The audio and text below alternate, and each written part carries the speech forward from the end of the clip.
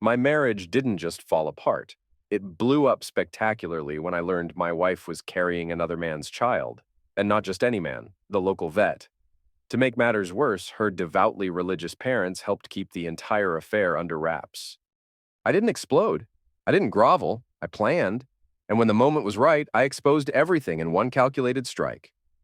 I'm 31 now. Becky and I had been husband and wife for 4 years.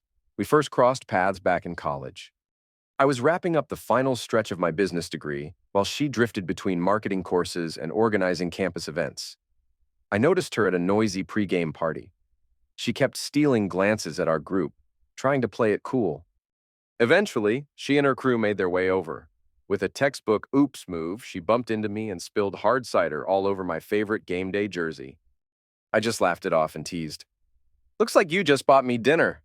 She blushed like crazy, giggled, and apologized more times than I could count. She left with my number in her phone, and by that same evening, she'd already texted me. From there, we clicked fast. We spent hours talking, deep, open conversations. She told me about growing up under the strict rule of her church-obsessed parents. I opened up about losing my dad when I was a teen and stepping up to help my mom manage our family's farm. Some nights we'd drive into the middle of nowhere, lie back in the truck bed under the stars, and share our hopes for the future. She used to sketch dream houses on napkins while I explained irrigation layouts and crop rotations. She always listened like it was the most fascinating thing in the world. 2 years into dating, I proposed by the lake she used to swim in as a kid.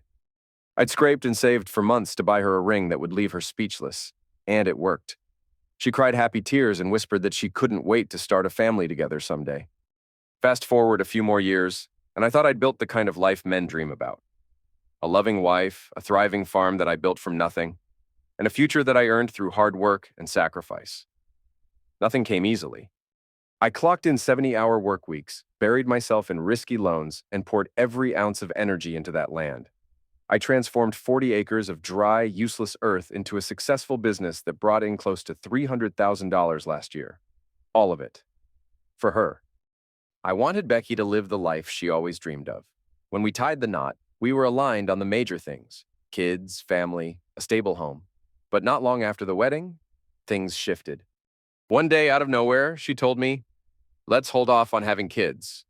I was caught off guard. Still, I didn't push. I figured she just needed space, and I could respect that. So I doubled down on building a future we'd both be proud of. She was obsessed with the idea of rustic charm, so I bought us a quaint little farm just outside town, hoping to give her exactly what she'd always talked about. But Becky's rustic fantasy came with designer price tags. She insisted on buying a six-figure purebred horse because a regular one wouldn't look right in the photos. The thing stood in the pasture like a lawn ornament while I bled money, $2,000 a month for supplements, a vet, and a trainer who came by more. Then she did. Then came the imported Brahman cattle because our Herefords weren't visually impressive. I nearly choked when she called them too average looking. Oh, and the trucks. Every year she needed a brand new diesel pickup. Not because the old one broke down, no. Because the new one had better leather seats and came in a sleeker matte gray. I paid for every bit of it. I kept telling myself that if it made her happy, it was worth the cost. Until it all fell apart. One Thursday afternoon, I got a text from Emily, Becky's childhood best friend. She said she needed to talk, said it was urgent. I figured it was about Becky's birthday or some community event. Becky wasn't home, so I told her to swing by.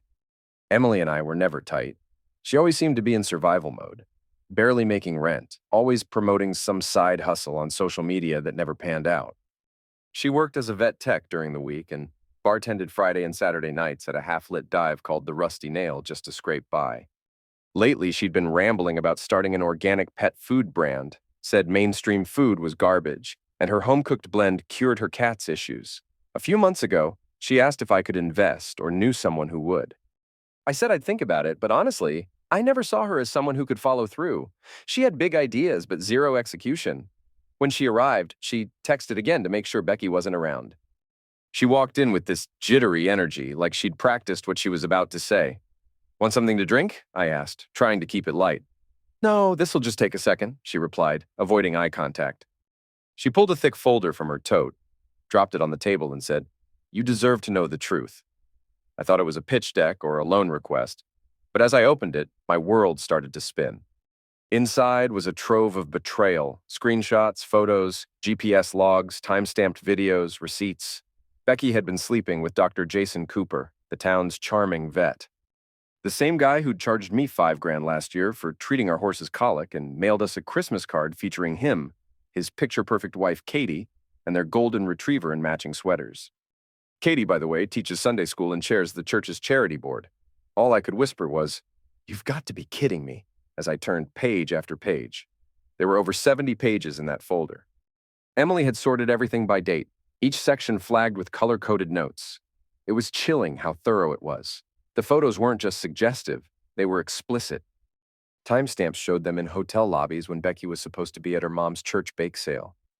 There was even surveillance footage from my own front yard, Jason's truck pulling into the driveway less than half an hour after I left for a business trip in Nebraska. 2 days later, they strolled out of the house like a couple on vacation, holding hands, kissing near his tailgate. There were message logs showing hundreds of conversations between the two of them dating back 8 months. I love when he's out of town again. Relax, babe. He's got no clue. Reading those texts hit me like taking a full-force kick from one of those overpriced Brahmin cattle she insisted we buy. Turns out, every so-called girls' getaway Becky took was actually a rendezvous with him. And each time I left town for farming trips, whether to haul equipment or close a deal, they'd turn my own house into their personal love nest. Home surveillance footage confirmed that his truck spent the night at our place, at least 11 separate times while I was away. One document showed a hotel booking in Memphis during a weekend she'd claimed she was at a spa retreat with Emily and 2 other girlfriends. Except there was one glaring problem. Emily was in the Bahamas that weekend, posting a flood of beach selfies on Instagram. I remember because I'd scrolled through them at a gas station. So, who were these phantom friends she was supposedly traveling with? No one. It was just her and Dr. Cooper enjoying a luxury suite I unknowingly funded. But it didn't stop there. It got worse. Becky was pregnant, and it wasn't mine. I'd driven her to the doctor's office myself, thinking she was ill. Meanwhile, she was sending selfies to him with captions like, "Your baby's making me nauseous today," and "Can't wait to lie and say it's his, so he'll stop nagging me about starting a family." There was even a message thread from just 3 weeks ago. Her: "I think I'm going to have to tell him soon. My belly's starting to show." Him: "So what's the plan?" Her: "Duh, I'll say it's his. He's been dying to be a dad. He'll be too excited to do the math." I had to step outside after that. I stood in the middle of our yard, fists clenched, heart pounding, trying to keep it together. I couldn't decide whether to vomit or smash something. The nerve she had, planning to pass off another man's child as mine while probably still sneaking around with the real father behind my back. When I walked back into the kitchen, Emily was still sitting there, casually scrolling through her phone like she hadn't just detonated a bomb on my entire life. "How long have you known?" I asked. She slowly set her phone down.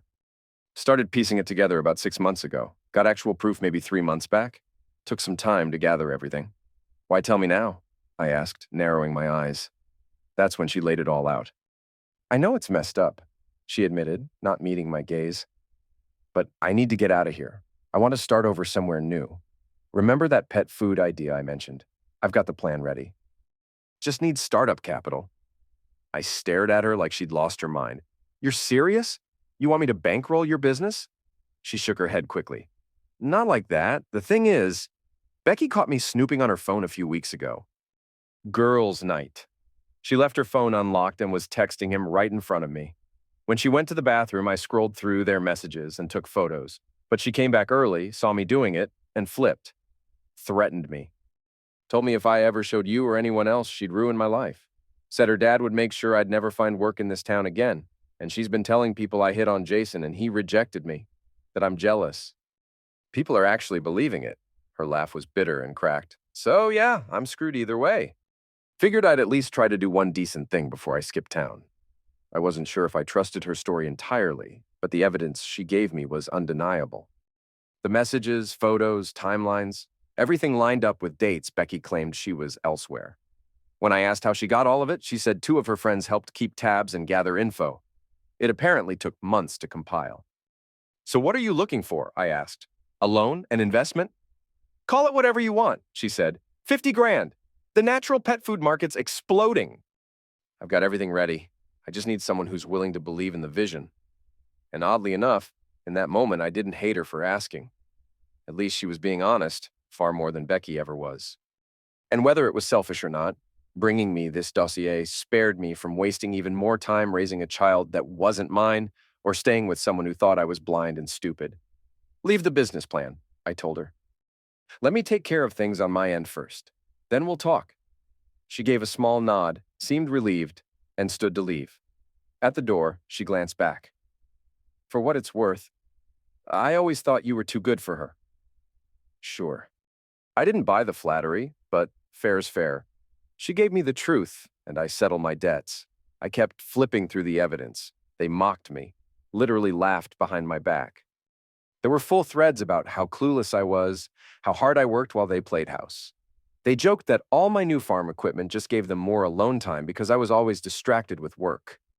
They even laughed about the brand of tractor I bought. That's when I pulled up our joint bank records and started cross-checking dates.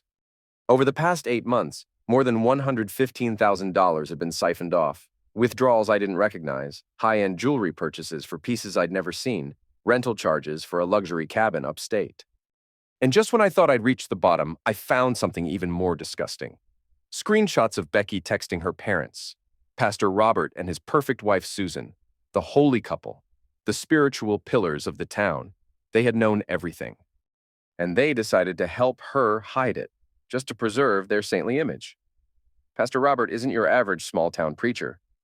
He leads First Baptist, the county's largest congregation. More than 500 attendees crowd the pews each Sunday, mostly to be seen rather than to worship. He rides around in a shiny new Escalade, owned by the ministry. His wife, Susan, oversees the women's group and juggles half a dozen charitable committees. Together, they've spent the last 2 decades acting like moral royalty, parading their righteousness and criticizing anyone who didn't measure up to their holy standards. Always preaching about traditional family values, warning that society was crumbling because people didn't live like them. The entire time, they were fully aware their daughter was having an affair. I saw message after message from Becky to her mom. Mom, I'm panicking. Emily knows about Jason and me. What if she tells him? Her mother replied, Don't stress, sweetie. Your father will take care of it. Then came one from Robert himself. We've spoken to Emily. She understands the consequences. Just be more discreet moving forward. These were the same two who hosted me for Sunday meals like clockwork. The man who called me son, the woman who constantly asked when we'd be giving her grandkids. All while knowing their daughter was deceiving me and carrying another man's child. Digging deeper made it worse. I came across their private conversations, discussing how to spin the pregnancy. Pastor Robert wrote, I've thought this through. For now, the best course is to let him assume the baby is his. Once Jason sorts out his own situation, we can consider next steps. He may move his practice, possibly nearby. When things settle, you can file for divorce. Call it spiritual consequences. The alternative is serious harm to our family's image and my ministry. There it was, laid out like a business plan. I was supposed to play the role of supportive husband, raise a child that wasn't mine, then get tossed aside once Jason was free. All to keep Robert's reputation clean. It was hard to accept that the same people who prayed over us on our wedding day, who gave us a Bible with a handwritten message about sacred vows, were the architects of this lie. Suddenly, it made sense why Becky's parents had gotten so intrusive. Random drop-ins, daily calls to check on her. I thought they were just being involved. Turns out they were supervising the cover-up. Every Sunday for 4 years, I sat there in the front row while Pastor Robert preached about virtue, truth, and godliness. I gave generously to their building fund, volunteered at church functions, and respected them not just as family, but as spiritual leaders. And the whole time they were lying to my face, using me. When I finally finished reviewing everything, I returned the evidence to the folder and locked it in my safe. They thought they had outsmarted me, but they'd underestimated the wrong man. With the facts in hand, I didn't wait. I called Marcus, a divorce attorney from a neighboring county, far enough away to keep things quiet for now. I kept my routine normal for 2 days, not just to process everything, but to observe Becky acting out her charade. Every word, every gesture. It was like watching a performance, and I played my part, the clueless husband. I even showed up for dinner at her parents' house the very next day. As we held hands for grace, Pastor Robert asked God to bless the food and this loving family. I almost laughed out loud. That Monday morning, I told Becky I had to check an irrigation issue on the south field. Instead, I drove 40 miles to a Starbucks in the next county and called Marcus from the parking lot. He asked, "Did you two sign a prenup?" "No." "Doesn't matter," he replied. "Your state isn't a community property one. She'll only receive assets she can prove she contributed to." Considering her boutique side businesses had never turned a profit, that wasn't much. And the farm? I bought it myself, meaning it stays with me. She'd be left with no home, no land, no savings, just debts and a baby that's not mine. With this kind of documented infidelity and the paternity issue, Marcus explained, we have a very favorable case. Judges don't tolerate this level of deception. He explained next steps: filing temporary orders, discovery, financial disclosures. He told me to collect records, bank statements, title documents, account histories, anything proving ownership before and during marriage. I went to work pulling everything. I had proof of withdrawals that matched hotel stays. I'd even recorded several of her phone calls, legal in our one-party consent state. Marcus was practically celebrating on the phone. With this kind of evidence, she'd walk away with the bare minimum. He even suggested we could pursue damages for fraud. Intentional misrepresentation of paternity and misuse of shared funds could make a solid legal case. She wanted out? Fine. But she wouldn't leave with my money. While Marcus prepared the filings, I moved the majority of our liquid funds into accounts with my name only. I didn't drain everything, just enough so if she tried anything sneaky, there'd be little left for her to take. Then I contacted Rick, a real estate agent who specializes in agricultural sales. He walked the property, checked the books, and gave me an appraisal 30% above what I expected. Turns out, commercial development in the area had pushed land prices sky high. As soon as the divorce was official, I could cash out. Becky wouldn't even know it was listed until I was gone. I also started checking out new properties across state lines. There was a cattle ranch in Montana for less than what mine might sell for. Better soil, more water access, newer house. I started lining up options and making inquiries. No rush, but it felt good to be planning an exit. Meanwhile, Becky had started dropping subtle pregnancy hints, skipping wine at dinner, talking about nausea in the morning, buying ginger ale and crackers, like she was soft-launching the big news, trying to frame it as if she was ready to build a family with me. One night, she curled up beside me on the couch, looked into my eyes, and started talking about how maybe it was finally time to think seriously about having children. I kept the performance going, smiling, nodding, saying exactly what she wanted to hear, even though I felt absolutely nothing inside. Keeping the act alive drained me, but it also gave me a strange sense of control. Every false word she spoke, every time I mirrored her fake grin, every fabricated story she told just reminded me that I was right to go through with my plan. They had it coming. Marcus stayed in touch, updating me every few days. He was making progress on the legal front, preparing documents, collecting similar case references, and hiring a process server who specialized in high-tension situations. "How do you want the papers served?" he asked.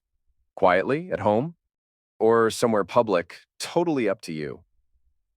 That got me thinking about Thanksgiving. It was always a big deal at her father's church, followed by dinner at their place. Her parents hosted the entire extended family, church regulars, and their close-knit circle. It would be the ultimate setting. I had a long conversation with Mike, my farm manager. He'd been with me for years, dependable to the core. I let him know I might need to leave suddenly and asked if he could manage in my absence. Mike didn't hesitate. "Whatever you need, I've got it covered." 2 weeks before the holiday, I met Emily at a roadside diner in a neighboring town. I passed her a thick envelope with a cashier's check for $225,000 inside. "Half now," I told her. "The rest after everything plays out. Just show up at Thanksgiving like normal. You're still invited, right?" She gave a quick nod. "Susan called yesterday to confirm. I think they're afraid of what I'll say if they uninvite me." "Perfect. Just keep calm and arrive a little early." She nodded again. "Jason and Katie are coming too." Susan extended the invite weeks ago. Even better, the vet and his wife in the same room? That made it flawless. Everyone who mattered, all in one place. 2 days before Thanksgiving, I was hanging out in Tom's garage while he worked on his Harley. We'd been friends since high school. He was the only one I had confided in. Why not just give her the papers at home and move on? He asked. This whole setup feels extra. It's not about theatrics, I said. It's about making sure they learn there are consequences. They've walked all over people for years without paying the price. That ends now. Tom shook his head slowly. All right, but don't call me to help hide the evidence. I laughed. No bodies, just a long overdue public reckoning. On the drive home, I felt oddly at peace. Everything was lined up. The legal side was handled. The process server was locked in. In just 2 days, Becky and her picture-perfect family would realize their little scheme had one major flaw. They underestimated me. I wasn't some soft suburban guy who'd crumble under pressure. I grew up watching crops fail, calves die, machines fall apart mid-harvest. And when life on the farm goes sideways, you don't sit around whining. You fix it and keep moving. That's exactly what I intended to do. Now came the payoff. Thanksgiving in our town wasn't just a holiday. It was a full-on production. At First Baptist, it doubled as a second Christmas. Pastor Robert hosted a massive service in a sanctuary decked out with corn husks and hay bales. Everyone with a reputation made sure they were seen. Then the chosen few were invited back to his house for a grand feast. Picture 30 or 40 people stuffed into the dining and living rooms. Susan spent days pretending she baked everything, though most of it came from a high-end caterer in the city. The guest list never changed. Church elders, major donors, family, and the occasional person they were grooming for influence. Each year, we arrived early to help prepare. That meant me hauling chairs and tables while Becky and her mom chatted in the kitchen. Pastor Robert would eventually slice the turkey with exaggerated ceremony, followed by a prayer that might as well be a sermon. 3 days before, I confirmed everything with Marcus. He had the papers printed and sorted, one set for Becky, another for her parents, with backups just in case. All were sealed in labeled envelopes. The server, Derek, was scheduled to show up at 2:00 p.m., right when everyone would be sitting down to eat. I gave Emily a call to confirm her role. Everyone still thinks I'm coming, she said. Susan called yesterday to go over final head count. Told me to be there by 1:30. Good, just act like nothing's off and keep your phone charged. You expecting me to do anything? Nope. But trust me, you're going to want to catch it on video. The day before the event, Becky buzzed around the kitchen acting busy, transferring bakery pies into our dishes to look homemade. Can you swing by the cleaners and grab my dress? She asked. Also, we've got to leave by 8 a.m. tomorrow to help Mom get everything ready. No problem, I said, taking the slip from her hand. Anything else you can think of? She paused. Maybe grab some flowers for the table. Mom loves when we bring those. You got it. I picked up her dress and went straight to the florist. I requested the most luxurious bouquet they had. When the clerk asked if I'd like to include a message, I shook my head. No need. The flowers will deliver the message just fine. That evening, I packed a small bag with a few changes of clothes and a stash of cash, tucking it under the seat of my truck. I had a motel booked an hour out of town. Sleep didn't come easy. It felt like Christmas Eve as a kid, except instead of presents, I was about to drop a bomb on my cheating wife and her sanctimonious parents. Thanksgiving morning, I got up early and dressed in my best suit, the same one I wear to funerals and weddings. It felt fitting. Becky spent extra time doing her makeup, curling her hair, and squeezing into a new dress that accentuated the small bump she assumed I hadn't noticed. The Thanksgiving church service was exactly what you'd expect. Overflowing attendance, standing room only. Nearly 600 people packed into pews. Pastor Robert launched into his usual holiday message about thankfulness and family, glancing at me repeatedly while preaching about marital devotion and the sacred bonds of trust between spouses. I nearly bit through my cheek trying not to laugh. God sees beyond appearances, he boomed. He knows our thoughts, our hearts. There's no hiding from his truth. Afterward came the typical lobby linger. Hugs, small talk, stiff handshakes. Pastor Robert moved through the crowd like he was running for office, glad-handing every major donor and pillar of the congregation. Susan fluttered around, passing out extra programs, reminding the hand-picked invitees about the post-service meal. I spotted Emily near the refreshments, eyes on her phone. She glanced up and gave me the smallest nod, a silent confirmation. Guests started arriving at the Johnsons' house just after 1. The familiar roster, senior church figures and spouses, Becky's brother and his family, her posh grandmother from the retirement complex, and the usual cousins. The newcomers this year included a recently relocated physician and his wife, plus a property developer rumored to be donating a parcel for a youth facility. By 1:45, the place was full. People sipped soda and sparkling cider, because good Baptists only drink privately. I kept checking my phone for Derek's text. At 1:55, it came. In position. 5 minutes. I inhaled deeply and started moving people toward the dining area. Pastor Robert would like to get started. Please find your place cards. Becky was seated beside me, visibly uneasy. I had a feeling she was gearing up to share her pregnancy announcement during the meal. The timing was divine. Her father stepped to the head of the table. Before we enjoy this delicious spread, he began, I'd like to express a few heartfelt thanks. Right then, the doorbell rang. Susan stood halfway. I'll get it. No need, Pastor Robert said, waving her back down. Probably someone running late. He headed for the door, apron still tied. I heard him say, I'm sorry, we've already started dinner. Then Derek, sounding calm and official, I'm here for Rebecca Mitchell. A long beat. Then Pastor Robert, stiff and uncomfortable, called back into the room. Becky, someone's here to see you. Every head turned. Becky stood slowly, unsure. She walked toward the entryway, where her father stood frozen. Derek handed her a thick envelope. And this one is for Mr. and Mrs. Johnson, he added, extending 2 more. You've officially been served. Enjoy the rest of your holiday. Becky stood there like she'd been electrocuted. Pastor Robert looked as though the walls were collapsing. I leaned back in my chair, expression calm. No shouting, no scenes, just undeniable truth. She fumbled with the envelope, eyes wide, and turned toward me. What is this? She murmured, face pale, then flushed. In legal terms, I said, loud enough for the room to hear, it's a petition for divorce. Includes exhibits covering infidelity, paternity deception, and conspiracy to mislead. Extra sets for your parents, their name too.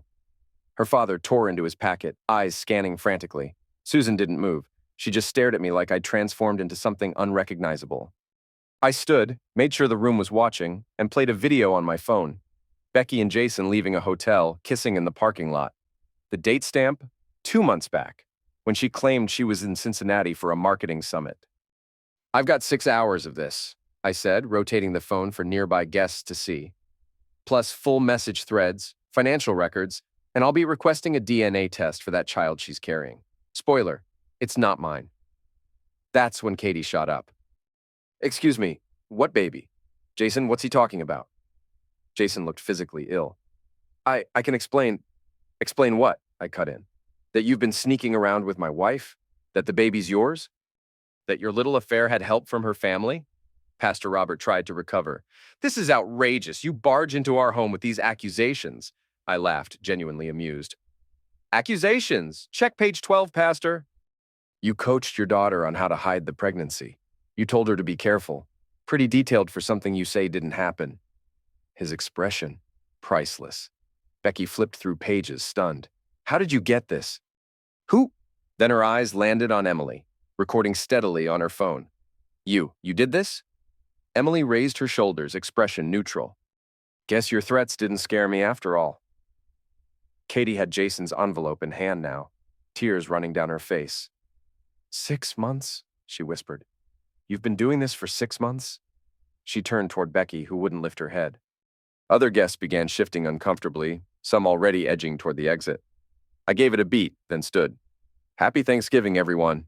Becky, I'd wish you and your kid well, but I'd be lying. And to the rest of you, maybe next time don't lie for people who don't deserve it. Especially you, Pastor. Isn't bearing false witness one of your top 10? I turned and walked out. Never looked back. I didn't need to. Behind me, voices rose. Katie screaming at Jason. Pastor Robert trying to regain control. Susan crying. Something clattered to the ground. I headed straight to my truck. Before I even made it to the interstate, my phone was vibrating nonstop. Becky, how could you? We need to talk. I'm sorry. Come home. Voicemails from her father, shifting between threats and pleas. One from Susan, sobbing so hard it was unintelligible. I turned the phone off and just kept driving. My motel room was ready. After that, a new beginning, far away from the ruins they built. Later that night, I turned the phone on for a second. Emily had texted. What a train wreck. Jason got hit in the head with a gravy boat after you left. Katie's got a good arm. Then, when do I get the other half of my payment? Already in your account, I replied. Best money I've ever earned, she sent back. Best Thanksgiving I've ever had. Honestly, I couldn't argue with that. Sitting alone in a dusty motel off the highway, I felt better than I had in months. No lies, no more pretending. Tomorrow, I'd call Marcus to set the next phase in motion. But tonight? Tonight, I'd finally sleep easy, knowing I'd delivered the justice they never saw coming.